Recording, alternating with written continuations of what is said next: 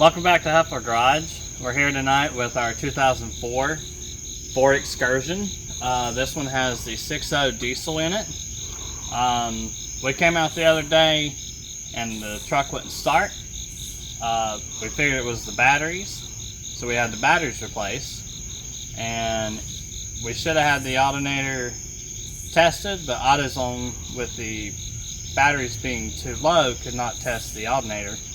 And we should have just went ahead and tested ourselves after we put the new batteries in. But turns out not to be the case. This alternator is only 3 months old, so we didn't think we would have to replace it again. But here we are now. We're about to replace it and show you a fast, easy way to do it. And here we go. So first thing we're going to do, we're going to unhook our negative post. It just takes a standard 8mm, not standard, but an 8mm wrench. You can use a ratchet and a socket, but you use a ratchet and a socket, you can cause a crossover a little easier because you're spinning so fast, and you don't want that to happen. And as you can see, these batteries are new. The batteries we had in it were 5 years old, and that's what we had replaced first before we realized it was the alternator. So on this truck it does have two, most diesels do.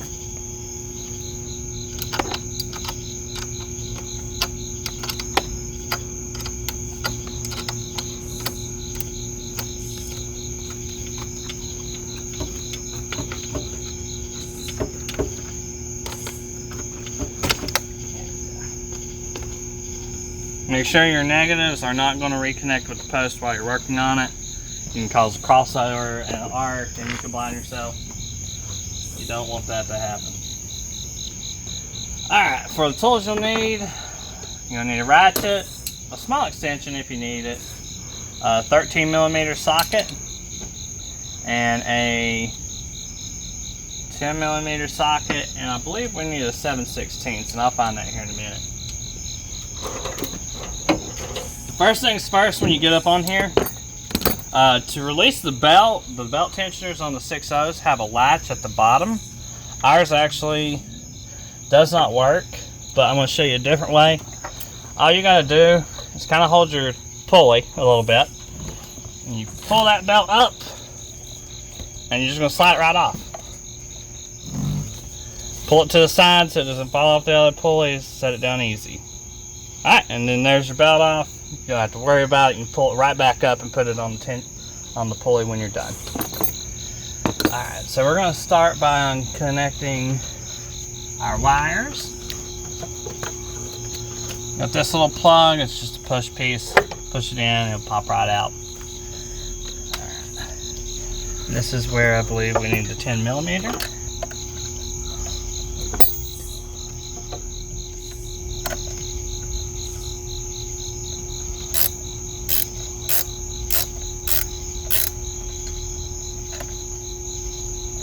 She's loosen up now.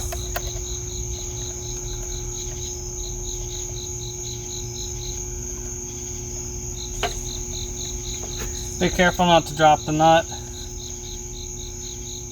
An engine bay like this, you will definitely lose it.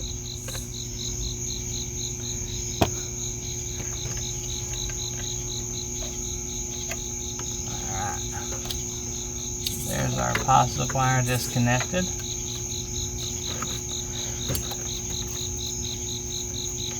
And always check, sometimes there's extra grounds depending on who's worked on it last. Just a safety check that I do. For any vehicle really, you should check to make sure all wires are unhooked.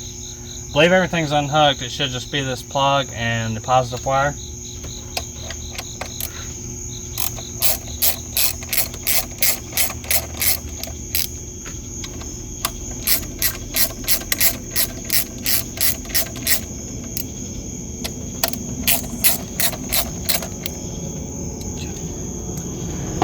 These are the 13mm heads bolts that you're going to need. Pull. Still a little hot.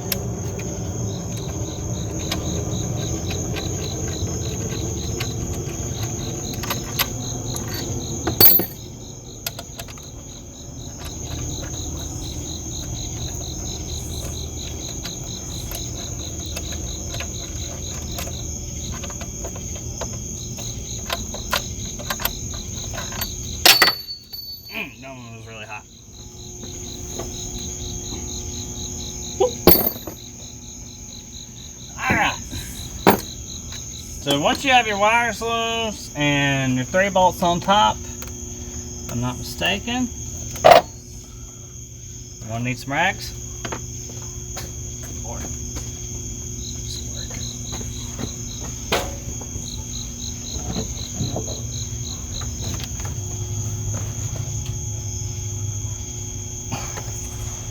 She comes right out there, and you can see this was a new alternator. It's nice and clean. She ain't got much mileage on her. It's a triple tested, remanufactured. In all honesty, nothing looks wrong with it, but she stopped charging. Set that to the side. We'll have to return that for a warranty to get our money back for the one we purchased. And look back in the engine bay. Just inspect everything. Our bolts look good. Might throw a little anti-seize on them bolts, but that's a pretty quick change. We're going to show you how to put it back on. Should take about a second, and we'll go from there.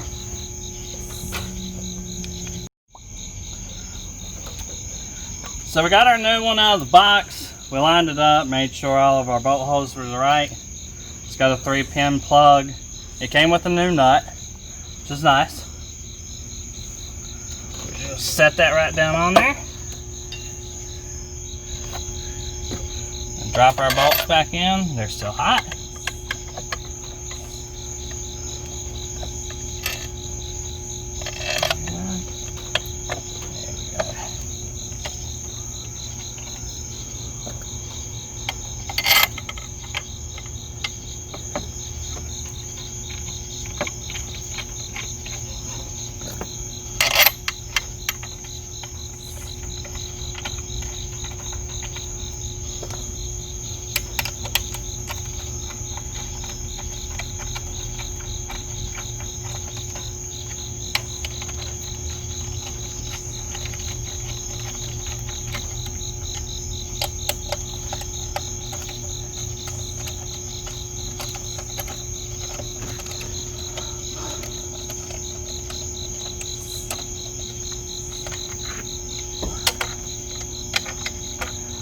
You gotta tighten these down, seeing that this is an aluminum bracket.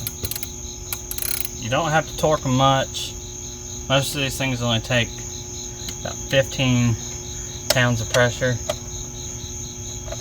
Alright. So you just tighten these down. Don't tighten down one side and then go to another. Go in a pattern, because you can crack the housing on the alternator.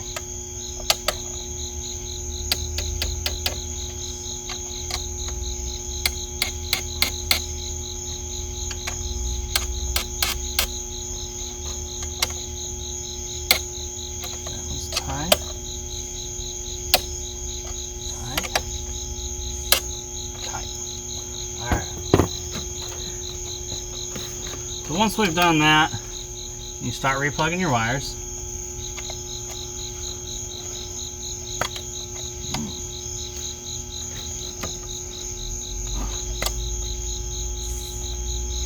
That's not wanting to latch.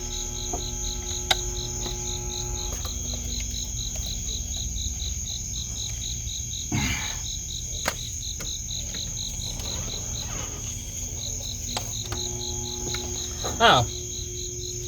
Well, the end of our pigtail for this piece, if you look right in there, the latch is broken off. I didn't even check it when I pulled it off, but it must have been broke before, because that looks like a pretty old break. Push it right on there for now. It seems to stay tight enough for now.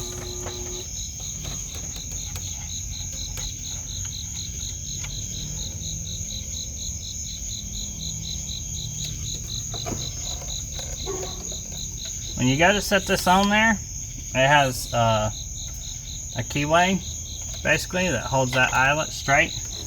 That way it doesn't spin and get in a kink or touch any unnecessary wires. tighten that back down with our 10mm.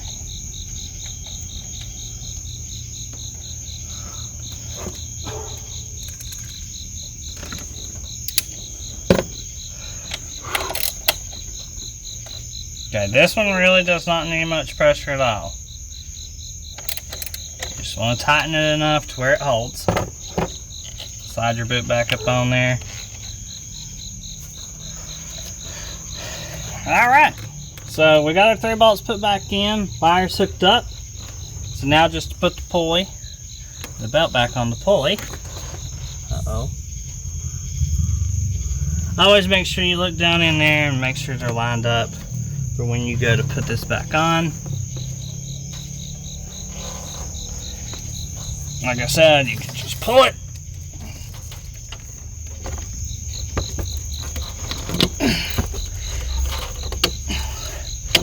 And slide it back on there. Okay. And let's do this. I'm just going to look in there and make sure my belt is fully on every groove of all the pulleys. It looks about right. So when we drove this thing home, we ran the batteries pretty much dead. Little diesel, you don't need much power for the system. They'll basically run on their own. So by the time we got here, the window wouldn't roll up, the horn barely blow. So we're going to hook this battery back up. We got on a 1 amp charger, and what we'll do from here is maybe try to start it if it's got enough juice. Get our improvised hammer. Just tap that thing down on there.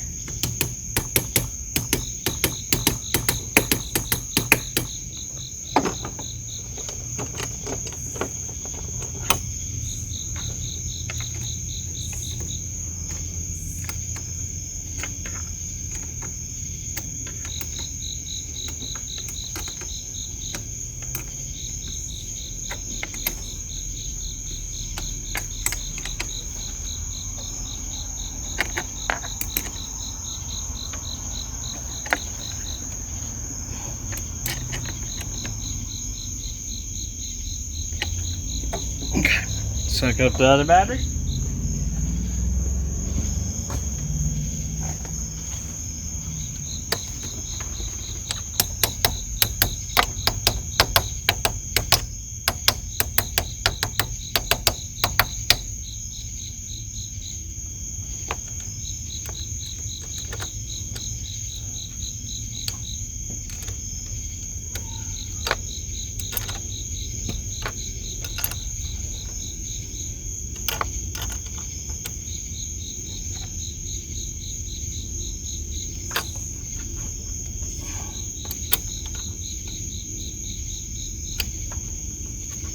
Alrighty. I guess we'll try to start it. I don't believe it's going to start. We may have to leave it on the charger overnight. Or we may jump it off and see if the alternator is actually pumping out some juice.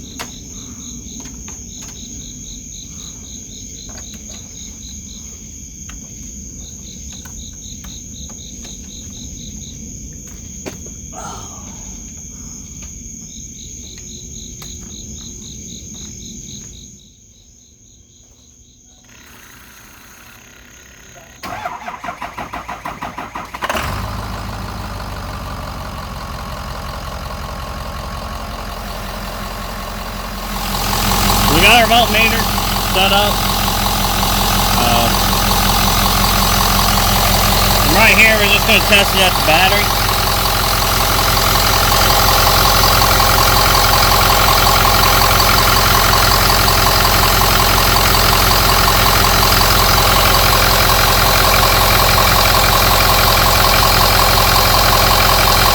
We're in a 12.2. Most alternators put out about 13.7. It could be that the batteries are drained and it's just trying to power them back up. You can also